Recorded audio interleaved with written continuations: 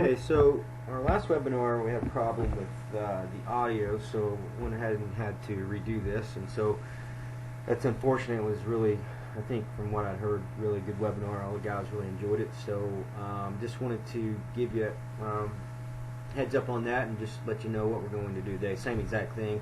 What we talked about was the back wrist. So if you're a right-handed golfer, it would be your right wrist, this hand here.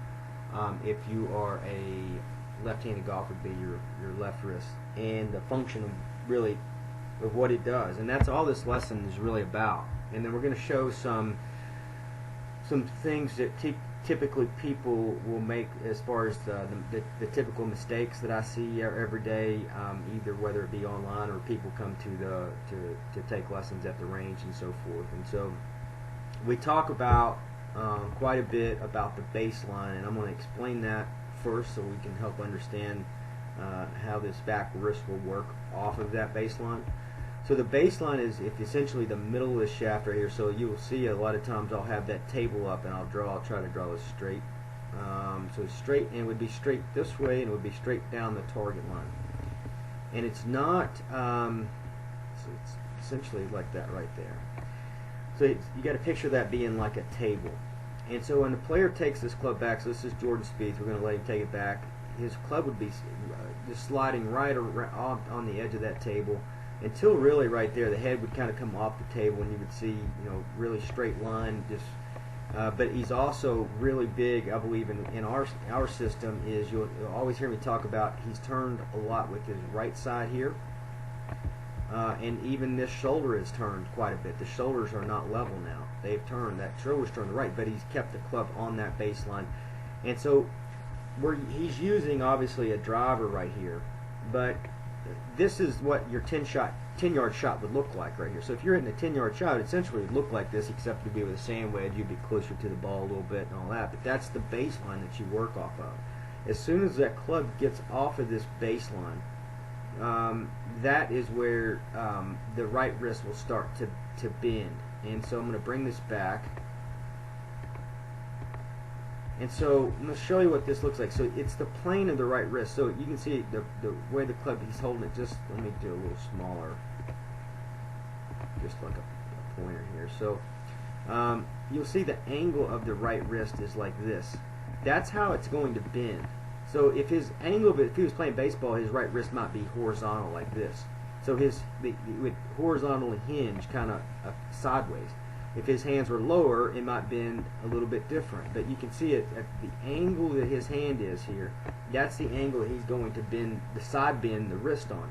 Now he's not going to roll the arms, so he's not going to roll the arms open like we talked about, or flare it out, or under roll it the other way. He's just going to turn back like we talked about, and then when he gets to that point, his club will bend, the right wrist will bend on that angle that he has at address. And that's really, I mean, this is a huge advantage if you understand this.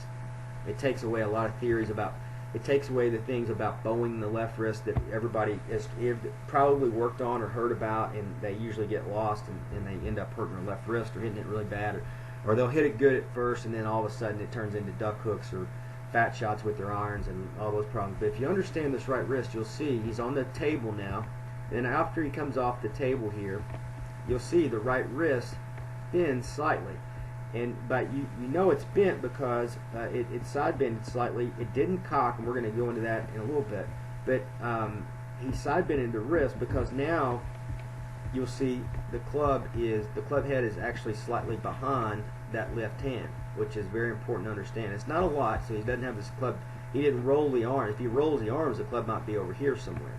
If he was just truly cocking the wrist, it would be, the club head would be more in line with this lead arm, which is not what we want. It's what everybody does, and they can't control that wrist cock at the top of their swing and transition, so they uncock it too early, and they never gain stability in the transition area back here, and so they usually dump out their lag too early. They have too steep of a downswing, and they can't recover. All right, so you'll see it's just really simple. So as he turns back off the baseline, so right now there's no wrist movement. He hasn't had any side bend. He's just turning his right side like we talked about, his entire right side, keeping the club on the table. As he gets to the end of that, there's a little side bend, right there where there's a little bit of slide bend. And you can see his wrist haven't really cocked. The club, if you look face on here, is maybe cocked 15 degrees. Most amateurs here have cocked it 90 degrees, which is, in my opinion, a huge mistake, especially for amateur golfers. Now, there's players that can do this, and if you've heard my webinars before, I talk quite a bit about, there's a lot of ways to do it. This isn't the only way. This just gives you a tremendous advantage, because if you bend the right wrist correctly, you put the side of the shaft right here where you can use it against the golf ball without hand rotation through the shot.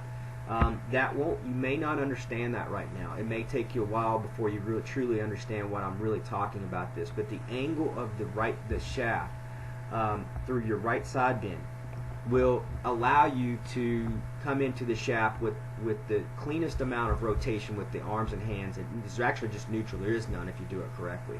So that's the most optimal. If you cock that wrist, that would open the face. If you bend the wrist or you roll the arms, that starts to change that club face, and puts the side of the shaft and the club face in a really bad way to come in. And so you will have to save the shaft, save the face through the shot. And most amateurs just do not have that adjustability. And there's even a lot of pros that don't have the adjustability, but they can play with it. They kind of figure out how to get it back in the ballpark and make it work for them. But I'm telling you, the players that do this, that angle the side of the shaft correctly, just coming out of the takeaway and say like a 10-yard shot, 15, all the way up, obviously till we get to 100, they have a tremendous advantage. And if you look at the coordination, and I'll talk about this a lot if you study my videos, I am not afraid to tell somebody to turn their right side in their backswing, their entire right side. If you're rooted properly through the setup, and he's angled his body on this downward plane towards the ball, so he has got insurance as far as not twisting and spinning out of it in the backswing. So he's got good posture here, and what that allows him to do is free up his turn. So he frees up this turn. So he turns his whole right side. You'll see he's got the club swinging just along the table line here. He adds a little bit of side bend into that part of the swing. And so if he was hitting, say, like a sandwich here, we're going to say if he came back through the shot from right here, the ball would probably go 10 to 15 yards. Just a guesstimate. It wouldn't go more than that. He wouldn't try to hit it 30. From here, we're going to say 20 to 25, 30 to 35. You can see we're inchworming the swing up. That's the way I teach the golfers. So if you were here at the academy, I would have you really just, sometimes depending on the level, I might have a player just take it back here, get that part of their swing grooved in, coordinate their right side, keep the club on the table, come back through and hit the ball like 5 yards. You've heard me say it before, like zone 1. Then you might go like, all right, you've got that shot grooved in, we've got a good sound on the ball, it's very consistent, going the same direction. We're going to go, let's say, about right in there, 10 yards. He hasn't had really any side bend at this point. All right, so we come back through the shot, smoothly, and then he goes right in here, and let's just say that's 15 yards. And so we groove that in 10 balls or so, and so forth. Then we're going to go back a little further. So he's not really bending the wrist anymore. Now he's just kind of letting the arms rise up to the shoulder because he's turned his whole body. So now he can kind of let this right lifeline work up towards his right shoulder. Okay, he's not cocking the wrist back towards his body either, which is very important to know. He's really just used the side bend that he created after that 10-yard shot, 15-yard shot, and now he's just using rotation and using his right arm, his right hand to kind of work up his right shoulder here, as you'll see at the end. But as you can see, what I'm trying to teach people is it's whether you train with me online or whether you train at you come to train with me at a golf school or whatever, you're going to work a 5 or 10-yard scale depending on the level of player you are. When you do this, when you work on these small scales, this part of your swing gets really efficient. Because if this part's really off in a 5-yard swing one way, so if he took the club head way outside, or if he spun around, rolled his arms here in a 5-yard shot, or cocked his wrist, he's not going to be able to hit the ball and be consistent. So he's not really going to move to the next level. So what happens is you get this grooved in, then you get this grooved in, and you start to incrementally build this golf swing without really being technical. It becomes really, really, really efficient because you're doing it the way all these pros learn how to play, which was by short game. 85%, 90% of their whole life was played around short game as far as practice. 5 and 10% were long game, and the rest of it was playing. So then you can see what happens is, let's just say, all right, we go on back a little bit further. He's got the 20-yard shot, so we're going to get to 50. And then, so really, but what he's done by taking the club back and the side bending at the right spot, it's just made his swing really, really, really efficient. And so you can see where this right lifeline's kind of worked up the right shoulder. And so, yeah, he ends up in a gray area. And there's a lot of gray areas in this ballpark. And there's also, like I said earlier, you don't have to have it exactly this way. Every swing's going to look different, but you have to learn how to side bend the wrist at some point. If you don't have side bend in the wrist on that horizontal hinge, it's on the downswing, you've got no chance. So it has to happen. It's just a matter of, like, some people will be different at the top, across the line, laid off, all these different things. Body positions are different. But when they come back down, they have to adjust to that side bend. There's just no other option to it. So what that allows him to do, he's got the club definitely in a really nice gray area, and this is when he's hitting the ball his best, right in this area.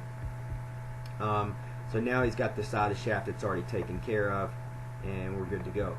So the angle of the side, to me, to really aid to timing and make your life a lot easier, is when you're working on your 10-yard shots, and that's really where you want to spend your time, 10 to 20 yards, really learning how to get this club to work along the table, coordinate your right side, and then slightly side bend the wrist.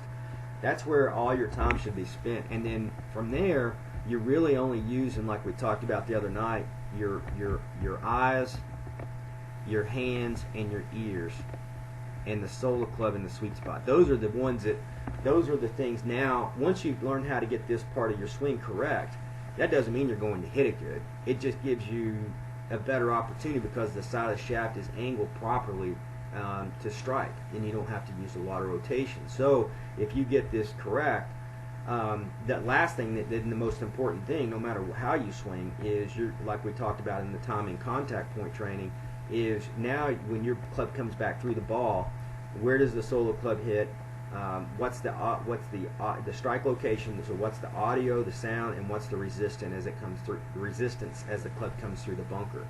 And those are the things. Now that's basically all that is using your hand-eye coordination, using your ears for sound, which is very, very, very important in my opinion. And then you're using your eye for the sweet spot in the sole of the club. So that's really essentially what we focused on in our last session. And what you have to worry about when you're doing this stuff is when you're working on the right side bend, and you'll see on the follow-up video, which I cut today, was if you take this left elbow, you'll see his left elbow is kind of down. And I don't want everybody to start getting like trying to do left elbow and right elbow and all this stuff, because that's not really what we're going after. But if he takes this right elbow and rolls it this way, then all of a sudden his club head, even if he does a side bend, his club head's going to be way over here. It's going to be very flat as well. It's going to be kind of more level. Okay. Doesn't mean you couldn't recover, but again, I can tell you that the least amount you have to worry about on recovering and adjusting, the better. And every player essentially has to have some type of recovery, and it's a kind of a slot or a feel. I don't know if I would say recovery, but they find the slot in their swing regardless of whatever, even if however perfect you may look in your backswing or downswing and all that, you're still like this. You still have to kind of find the slot for yourself. And the best way I know how to teach you how to do that is the timing contact point training, but then also these other things that we do too certainly makes that, in my opinion, a lot easier. If you take the right arm and you kind of, or if you take the left arm and instead of rolling it over this way, you start to roll it this way, then you're going to get a hooded club face. The club's going to stand up really steep, kind of right in here, or somewhere in here, kind of across. Again, and you're going to see kind of these weird things happening with the club, especially the face. So when you isolate it, if you watch here, as he's turning back, he just turned that along the table like we talked about in the very first video, and then all of a sudden there's that little bit of side bend that was on the plane that he had it addressed, and then the arms will start to kind of coordinate with the body, just kind of rise. The right hand just kind of rises up this shoulder line, and that'll put you in definitely a really good gray area. Now you don't want to try to do this like I talk about all the time. I know I wear this out. Is you do not want to try to do this in a zone 5 or a full swing, and just try to guess. You'll never figure it out. I mean, I see when I train high level players, they can't figure it out. So like you always train really elementary. So if I was to work with a junior golfer and somebody brings their son to me and they say, hey, look, he's got some talent, but how are you going to train him? We're going to start either on the green that day with a putter, or we're going to work right about here that day. And so my point is you don't want to train an adult different than a child. And I've always said that. I never thought it made any sense at all to say, well, kids, this is how you train them. You work from the green back, but adults, we start at 300 yards and we work back. That makes zero sense. Nobody would do that. In business, you wouldn't train an employee to do that. You wouldn't do any other sport like that. It makes zero sense. And so my point is, with this, is you want to train like there's a right way to train and a wrong way to train, and that's called part of the process. The process is you learn to do things elementary and don't think that you got it before you do have it.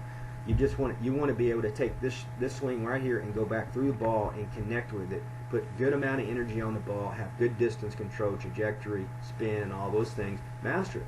Then you learn. Then you go and put 20, 30 balls and master this area right here, wherever that hits, 10 yards or so.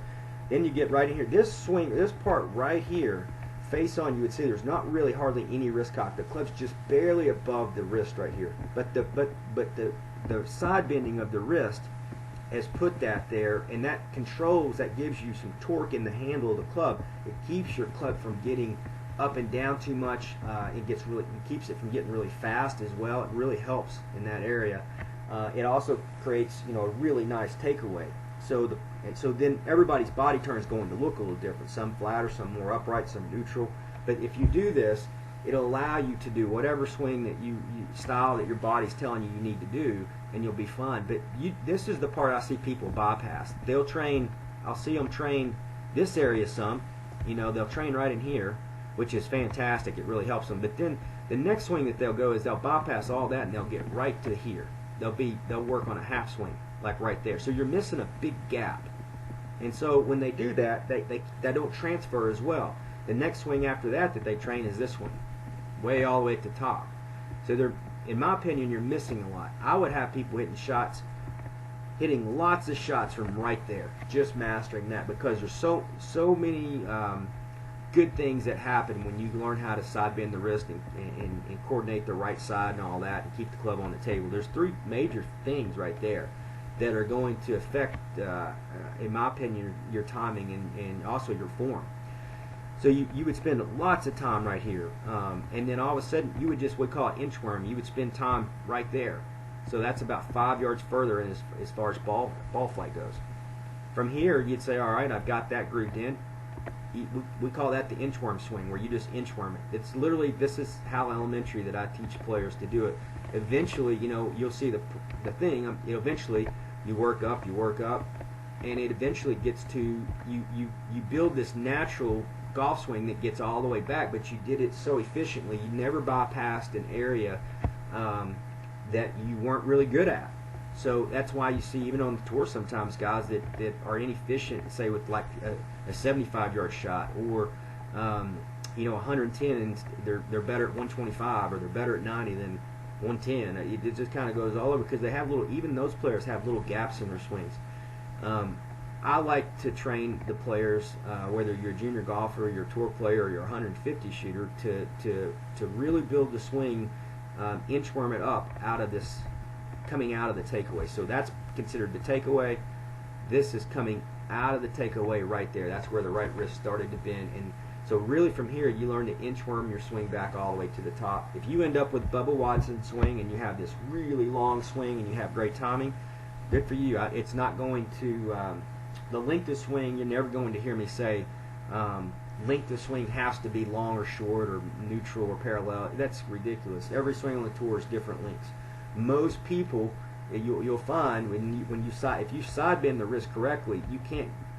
It's harder to have a very long swing. It takes a tremendous amount of mobility. If you cock the wrist, like we talked about the other night, if you just cock the wrist vertical this way and you turn your body, everybody looks like they've got this really long swing, and but it's superficial. You're just cocking his wrist, and if you side bend the wrist correctly, you won't have that same mobility. Your spine will actually feel the torque better, which is better for power, and it also, you don't lose the grip at the top of the swing, and it also helps on slowing you down in transition. So there's so many things that it can really help you with just by doing this. So I think I've put my emphasis enough on this tonight or today about the importance of the right wrist. And some of the questions were, what's it do coming through the shot? We'll talk about that. You don't want to focus on the left wrist, because if you're trying to side bend the left wrist, we used to teach some of that. What we found was players were, when they were turning back, what would happen was they would turn the they would roll the elbow. It kind of makes you do that in general. If you're really good, you won't do it, but but the right wrist, if you focus on that primarily and you hinge it on the angle that you set it at address. So if you learn how to hinge it on the same angle, you keep the club on the table going back, you hinge it on, whoops, that's a little shallow. You hinge it on that angle that it's set up like it's a horizontal hinge. Then what'll happen is that club will you'll really like what you start to see as far as your 15-20 yard shots, and obviously that'll transfer up, as we know, to the full swing. So this part of the swing, there's nothing, and all of a sudden he converts the angle of the right wrist, which does so many good things for the left wrist, the plane, the face, the shaft, whatever you want to call it. Doesn't really matter. Whatever you teach, it won't matter. It'll look really, really good as far as form. It doesn't mean that it'll give you, it'll automatically give you better timing, but I do believe it aids the timing. I see as soon as I start doing this with players, they start to hit it better, cleaner, they get more confidence, and that definitely confidence aids the timing, results. So anyway, that's really it for this session. We have the follow-up video that I cut today that I'm actually trying to get uploaded right now as we speak. Looks like it's probably got another hour left. This one will be uploaded today as well, so you have both of these. If you have questions that you haven't had answered or anything that you want me to answer a little more directly, I'll certainly do it. But I think the follow-up video, if you study that, the follow-up video, I have a lot of different demonstrations as far as kind of some of the things that I typically see out there and the pitfalls. Now, the only way you'll know that is by videoing your swing. So like I try to say in every webinar, I have my students that train with me at the golf course do this as well. I tell them you have to understand and own your own swing. It's about personal responsibility of your own swing. I just heard Jack Nicklaus talk about that the other day. I heard Jordan Spieth talk about that. Rory McIlroy, even though they have coaches, they're talking about they have to own their swing and understand their swing. It doesn't. Everybody else's is irrelevant. And the only way you'll really do that is by studying your swing on video.